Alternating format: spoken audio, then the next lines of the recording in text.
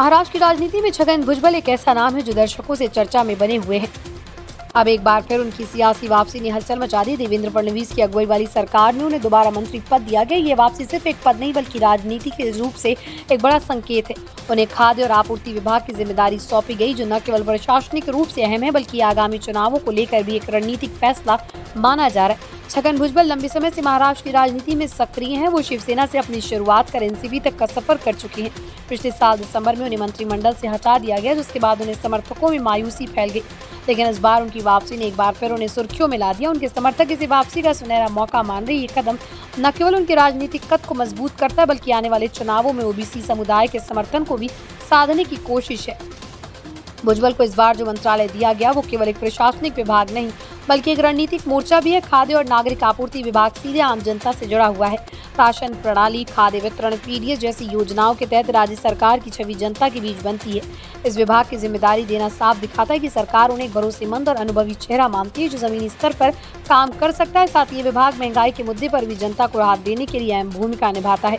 भुजबल की नियुक्ति के पीछे एक बड़ा कारण ओबीसी समुदाय की नाराजगी को कम करना भी है। हाल ही में महाराष्ट्र में ओबीसी आरक्षण को लेकर लगातार प्रदर्शन और असंतोष देखने को मिला।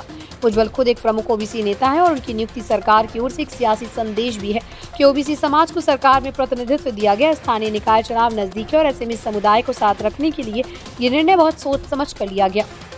भुजबल की वापसी को लेकर विपक्षी दलों की प्रतिक्रियाएं भी सामने आई। कुछ नेताओं ने सत्ताधारी दल की चुनावी मजबूरी बताया तो कुछ ने इसे ओबीसी कार्ड खेलने की रणनीति करार दिया। वहीं एनसीपी के भीतर भी कुछ धड़े से इस फैसले से संतुष्ट नहीं दिख रहे। हालांकि खुद भुजबल ने अपनी नियुक्ति से सेवा का मौका बताया और कहा है कि वो जनता के हित में पूरी निष्ठा से काम करेंगे। उन्होंने ये भी कहा कि वो विभागीय योजनाओं को जमीनी स्तर तक पहुँचाने में कोई कसर नहीं छोड़ेंगे।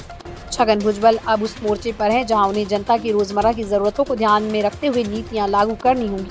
खाद्य और आपूर्ति विभाग में पारदर्शिता लाना, पीडीएस सिस्टम में सुधार करना, महंगाई पर नियंत्रण पाना और किसानों को राहत देना उनकी प्रमुख जिम्मेदारियों में से होंगी। साथ ही उन्हें अपने पुराने अनुभव का इस्तेमाल कर प्रशासनिक फैसलों को तेजी से लागू करना होगा।